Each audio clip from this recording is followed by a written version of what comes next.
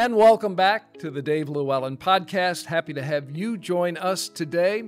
We cover sports stories, newsmakers, and difference makers in our communities and across the state of Michigan. Pleased to have you with us on YouTube if you're watching, on Spotify or Apple or any of the major podcast platforms. We're there.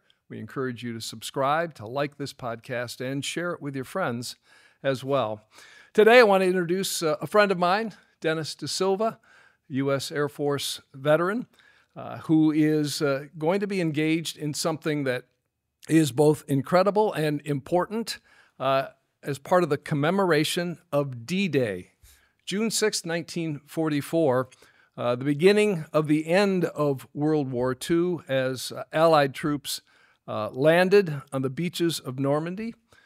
It was really the difference opening the Western front on the war in World War II. This is going to be the 80th anniversary of D-Day, June 6th, 1944. Dennis DaSilva is with us today in uniform for a very special reason, a World War II paratroopers uniform. Dennis, correct. Welcome.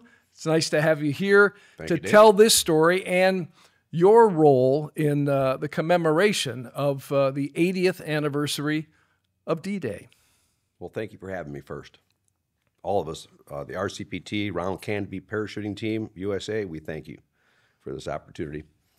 Yes, it's the 80th anniversary of the beginning of the end of the Nazi war machine, right? And there was a lot of brave people that took place. It wasn't just the paratroopers. Don't get me wrong. I just represent one facet, right? Or we represent one facet, the RCPT, USA, again, Royal Canopy Parachuting Team. We're a 501c3 foundation in Florida since 2009. And what we do is we travel the world in commemoration of the airborne demonstrations to increase awareness and educate the public about the sacrifices and the heroism of our allied paratroopers, not just the United States, but again, there's Canada, there's like a bunch of countries, you know, Canada being another one. Yeah. So England, of course, UK. So we put these commemorative airborne shows together. A lot of them here in the States. We usually do the Thunder over Michigan. There's some in Indiana and Ohio and Wisconsin, but we do them overseas as well for the major operations of World War II. We don't hold them just to World War II because the RCPT is not just World War II paratroopers, it's World War II paratroopers and to date or onward. Yeah. So we like to give credit to all of them from the inception in 1940 when 40 guys got together and decided to make the first paratroopers unit for the Army at that time. So that's the gist of it. Our vision is to honor the history of the Allied paratrooper, the Allied airborne forces, both past, present, and future. So, and you will be heading to France to participate in the commemoration, the anniversary of D-Day, the 80th anniversary, and as part of that, some 1,300, more than 1,300 of men, maybe women too. There are women as well, correct? Who will jump, who will parachute from planes over northern France as part of the commemoration of D-Day. Correct. Operation Overlord is what we call it. There's Operation Market Garden, Neptune, there's a bunch of them. This one happens to be Operation Overlord, which took place on the early morning hours of June 6, 7, behind the beaches by the Allied paratroopers. They flew in what we're going to fly in Normandy here in just a couple of days, C-47s. These birds are 80, 85 years old. Of course, we like to think they're modernized, and everybody says, why would you jump out of a perfectly good airplane? But I look, when I get in them, I look around, I'm like, man, I can't wait to get out of this thing.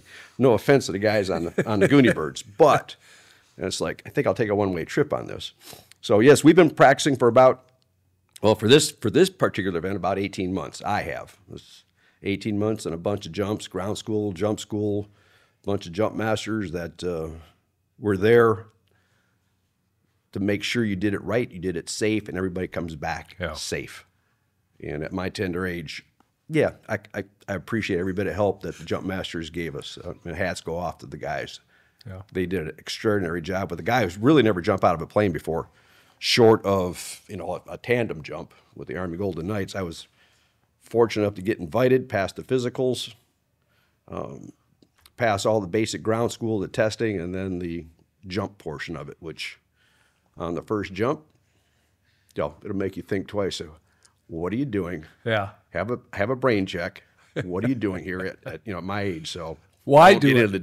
Why do it though? That's a good question. Why do it? Again, I guess just to commemorate the heroism and the sacrifice that these paratroopers did, and it seems to be all but forgotten. And at the very least, what I can do is go through what I went through, and like the rest of us, and none of us are spring chickens anymore. Right. But to raise awareness and educate people, to say, this is what happened. This is real life 80 years ago. And if it wasn't for not just the paratroopers, but I'm talking about all Allied forces, right? Every facet from the Navy, the Marines, pick one. Coast Guard, Merchant Marines who took a pounding as well. To make sure that people don't forget. That's why I'm doing this. And I don't know. I'm with. We call them brothers, and I get it now. Mm-hmm. At one time, I didn't. Even when I was in the Air Force, I didn't get it. Yeah. But when someone calls you, "Hey, brother, your helmet's not secure properly," they're looking out for you. Yeah. We're all brothers. Again, we mentioned U.S. Air Force veteran. Thank you for your service. You're welcome. The paratroopers, you told me a statistic in terms of the realities of war, and it was the same for the amphibious landings, right? Especially the first waves, what you were coming into, the mission. Many of these young men, 18, 19, 20 years old? Correct. Knew there was a darn good chance they weren't coming home. Yet this was what was required. You talk about sacrifice and heroism in order to break the Nazi war machine. The guts it took is incredible. Yeah. A lot of these, I'll call them kids. They lied about their age. Yeah. I've read many stories at 16, 17, lie about their age and get in. And then it's 12 to 18 months of training. So think about it. They're only 18, 19 years old, flying in the dark, air sick, seasick, pick one, right? Whether you're on the water or in the air. Flak everywhere. Yeah. It's dark out. You're 18 years old. It's just absolutely incredible what they must have thought and what they went through. And then hit that dirt and then be lost. I mean, the statistics were like 13,000 paratroopers. Your chances of survival were 1 in 4. That's what they were given. Now, thankfully, thank God it turned out to be less than 50%. But 1 in 4. Yeah. And they were told that prior to. They're not going to get out of that rice paddy or wherever they were flooded too. I mean, it was horrible for those kids. And the job for the paratroopers, because you had the amphibious landings on the beaches, Omaha and the others in Normandy, but the paratroopers, they were being dropped behind the beaches. Correct. Right? And the job was to close off avenues, to get rid of bridges, to take out gun emplacements, right? Take out bridges so the Nazis could not come back and reinforce the front line. So it would trap them. So they had a whale of a job.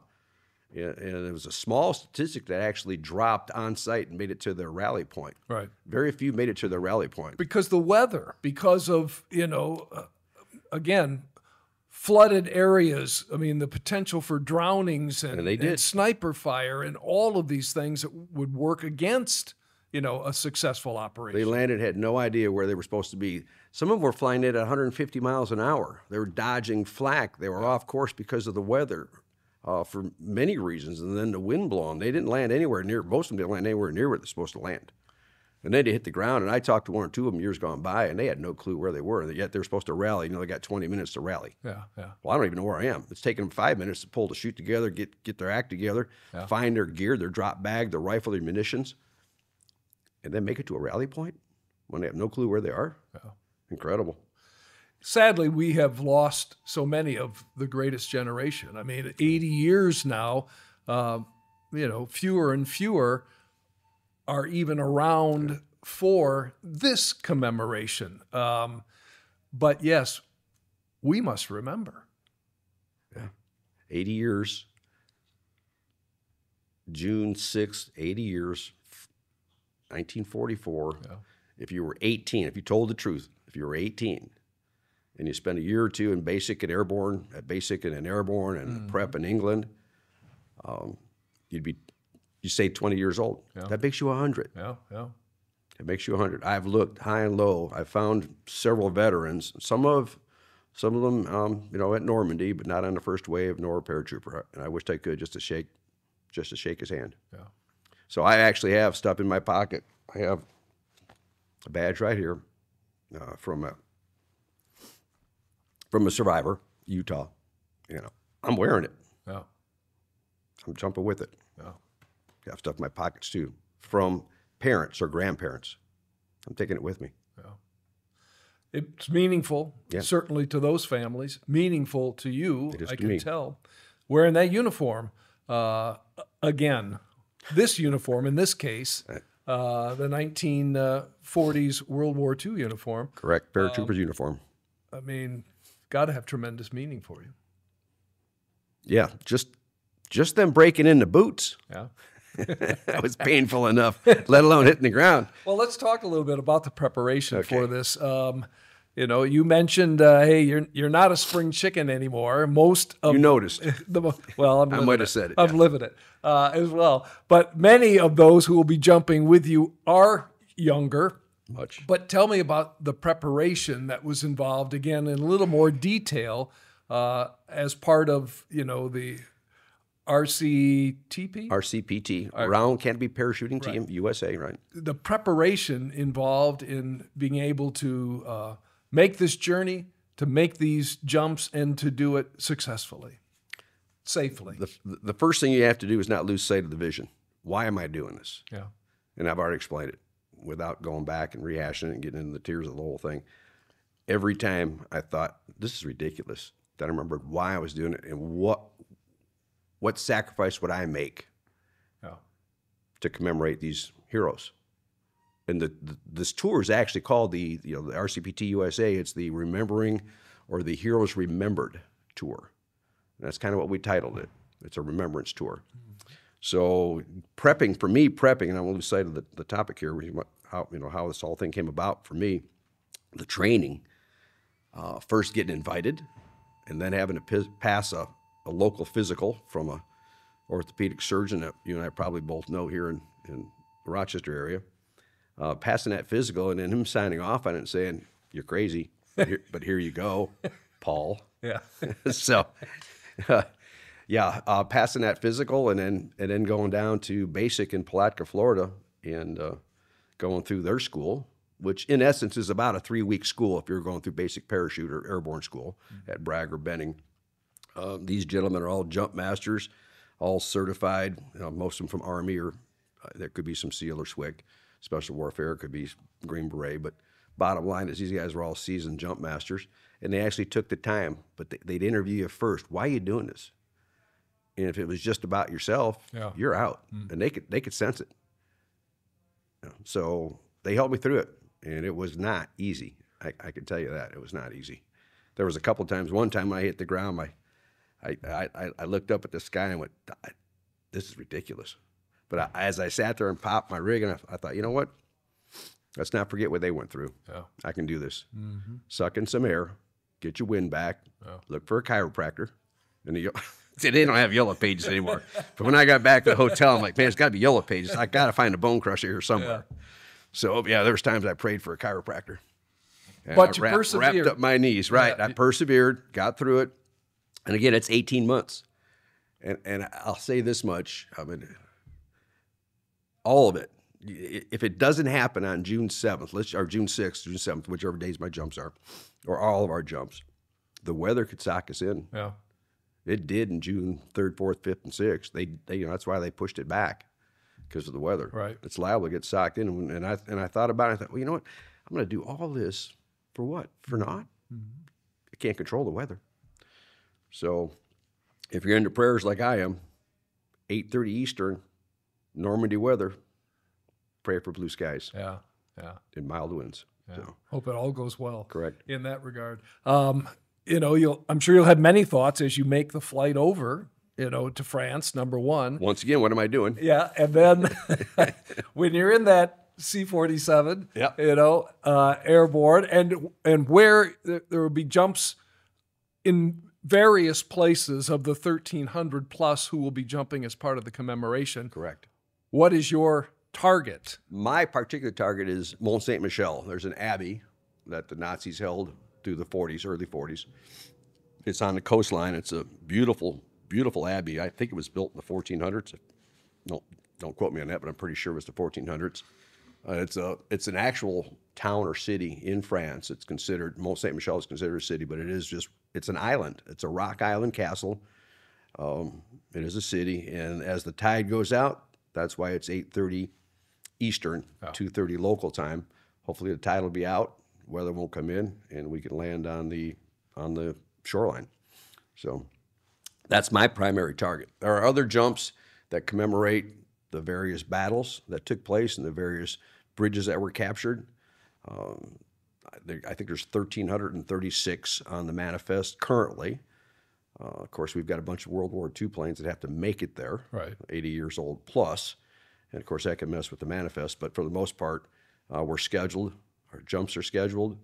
It could be St. Mary Glace. It could be Caratan. There's several jumps. And they start jumping, if I remember right, on the 31st of May because you can't get them all in on one day. Remember, we have to do this during the day, weather permitting, and with limited number of aircraft. So limited number of aircraft makes us spread it out over so many days as opposed to just June 6, 7, June 5, 6, or June 6, 7. It's going to be May 31st to, I think, June 9th will be our scheduled jumps and drops. And again, it's for people also to be able to move from spot to spot and see a daylight jump instead of a midnight jump. Yeah. And, from what you know or are aware, in France, the response to these anniversaries, what has that been like? I mean, Allied forces freed France from Nazi control as part of D-Day.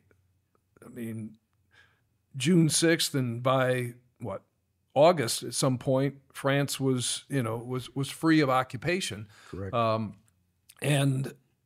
But now 80 years later, what is the response in France to commemorations to anniversaries of D-Day? I've traveled Normandy several times. I've been through France and parts of Europe, Netherlands, etc. But when you get to Normandy, you don't have to speak French or their dialect, the Norman dialect. When an American shows up there, you are appreciated. I go to other parts of the world, and they don't even want to make eye contact with you. Mm-hmm. But you go to Normandy, and they truly understand the places I've been to throughout that coast. And I wished, and I know it's not possible, it's feasible, but I wished every American could actually visit those beaches. It's humbling. It's inspiring. It's awe-inspiring. It's humbling. It's sobering to be there, to see it. But the French government and the U.S. Monument Association, what they did to maintain those beaches and those cemeteries and those monuments is incredible. And the Normandy folks absolutely are part of that to this day. In fact, it's like it's a land that time stood still. When you drive through there, it's peaceful, it's quaint, the people are friendly. I highly recommend it. If you can do it, do it. Yeah. And there's plenty of places to go and plenty of places to stay. Language isn't an issue. It's not that long of a flight. It is affordable. Yeah. The cemetery and just the sacrifice and the Americans, who lost their lives in sacrifice for freedom. The images are stunning of the cemetery and the realization of the loss and the sacrifice for freedom. You can't help but look at that, see that, and not be moved. Yeah. If it doesn't choke you up, you're not human. You're certainly not American. Yeah. If it doesn't choke you up. And as we have just come from Memorial Day, remembering is so important. Yeah. Honoring the heroes, again, of World War II, so many that we have now passed. But conflicts since then as well, honoring veterans, honoring those who serve and sacrifice. I mean, it's a small percentage in our country that actually serve, today. 1%. Yeah. 1%. Less than that now. Yeah. And back then, to be a paratrooper, it was 1% of the 1% that were paratroopers. And of that 1% of 1%, it was 1% of that were jump masters. I have a mountain of respect for a jump master. Yeah. He may be tough on us. I might have got this a time or two, but it was for my own good. Yeah. Right? Right. Absolutely for my own good. Tuck that lace in. Yeah. Button it up. There's a reason for that. So. It's an incredible thing you're doing. Tell me a little bit more about the organization. Now, this is, as you mentioned, a 501c3. It's a nonprofit. Foundation. Yes. Volunteers. 100% of revenues that are, that are donated, that are generated, go to programming. Right back into it. We also give out 10 scholarships a year. Yeah, but people can volunteer. They can be part of this. They can support this. It doesn't mean you have to jump, but you can support the organization doing this work to remember. That's a good point.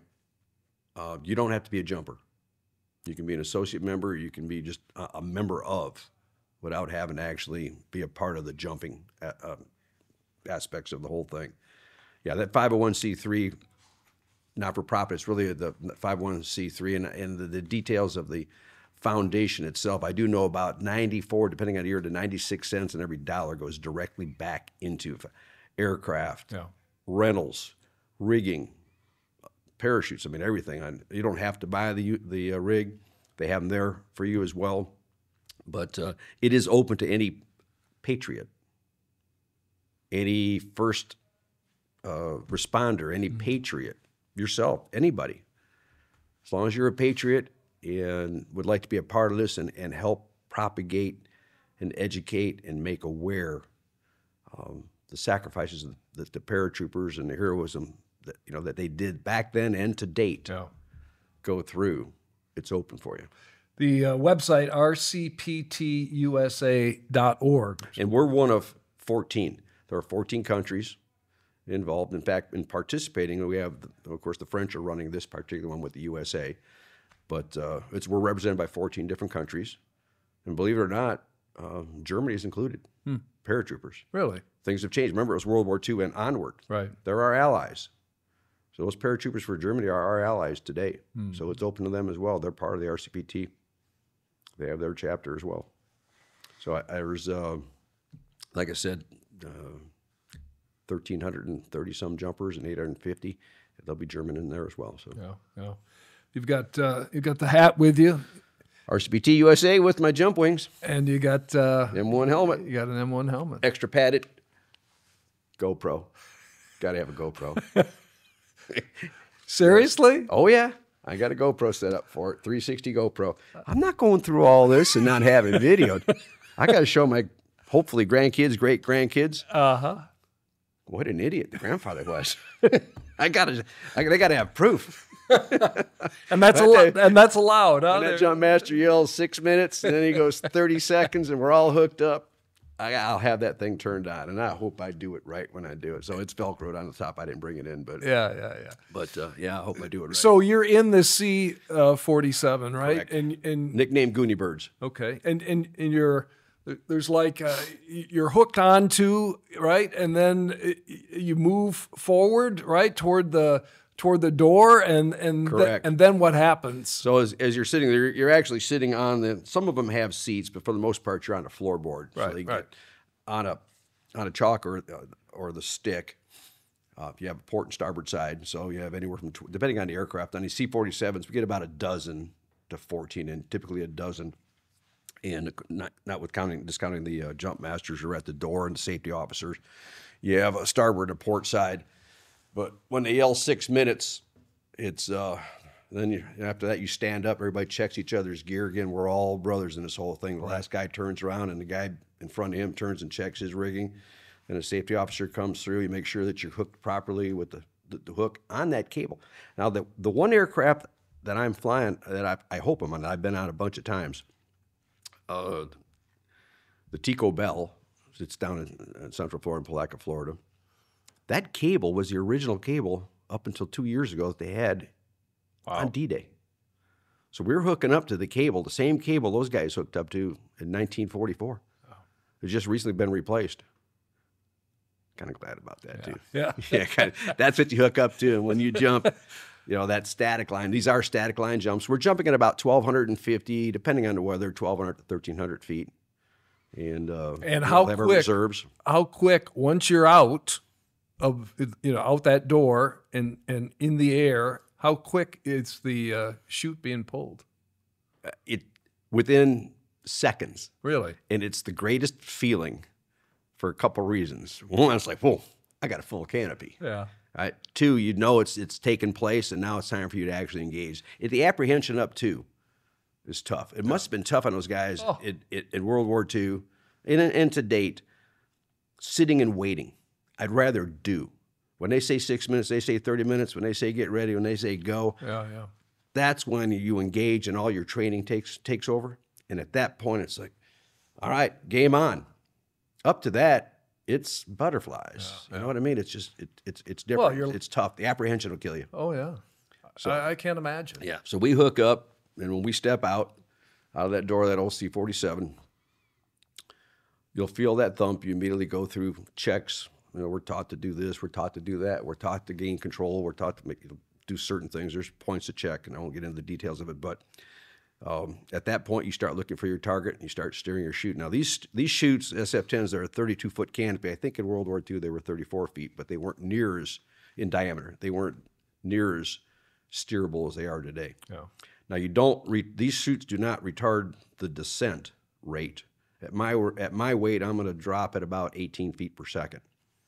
A little lighter, like you, yeah, you might drop it 17.9 feet per second. No, you'll drop anywhere between 18, 19 feet per second. So the tensile strength on them is incredible. Low porosity. The chutes are really nice. They are steerable, but they look very similar to the World War II chutes, except, like I said, I can turn 360 degrees in 5 seconds. Oh. So I have, again, you can control forward and reverse speed, but you can't retard descent. So when it comes to descent, they hammered on us in training, PLF, parachute landing fall. How do you make a 5-point landing? Yeah. And it's critical that you do exactly what they say. Because you're coming at a rate of speed 18 feet per second. Think about the ceiling in here at 18 feet in 1 second. If you don't do it correctly, I mean, it'll leave a mark. The potential for injury is significant. It's there. Yeah. You come down with 1 foot instead of 2, and boy, they'll harp on you if you try to stand. You do a PLF, a parachute landing fall. You do not try to stand. Yeah. You come down and you tuck and roll. I've had a lot of history off of horseback over the years, learning how to tuck and roll. I taught my kids, as you well know. Yeah. I think that really helped me. Doing what I did for X number of years in other sports, I think really helped me to learn how to tuck and roll.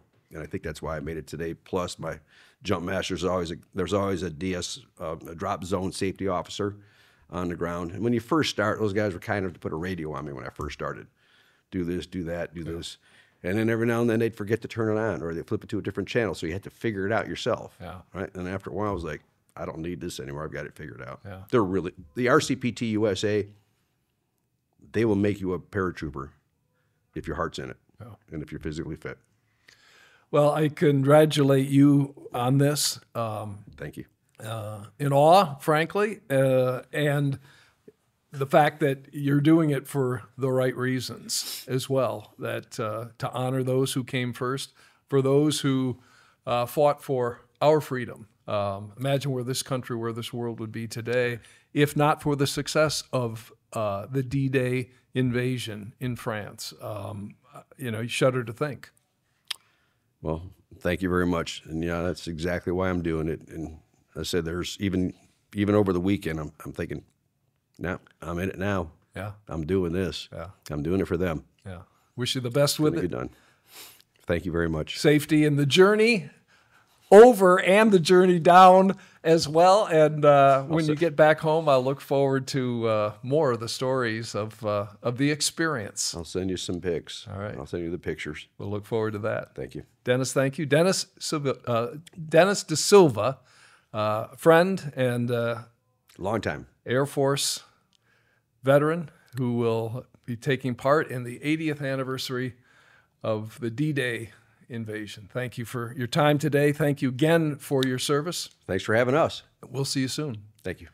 Dennis, thank you. And as always, we thank our producer-director, Josh Bowron, and you for joining us on this edition of the Dave LewAllen Podcast. We'll be back soon with more. In the meantime, stay safe, be kind.